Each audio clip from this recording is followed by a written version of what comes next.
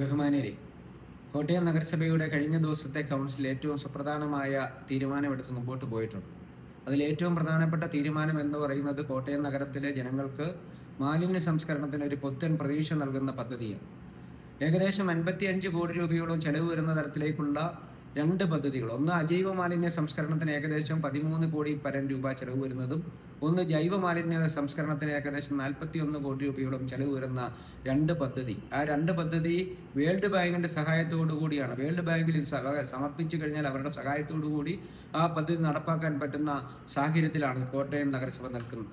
കോട്ടയത്തോടൊപ്പം കേരളത്തിലെ പാലക്കാട് അടക്കം, തൃശ്ശൂർ അടക്കം, കൊച്ചി അടക്കം, അതോടൊപ്പം ചങ്ങനാശ്ശേരി അടക്കം ഈ പദ്ധതി നടപ്പാക്കാനായിട്ടുള്ള തീരുമാനമെടുത്ത് മുമ്പോട്ട് പോയിട്ടുണ്ട്.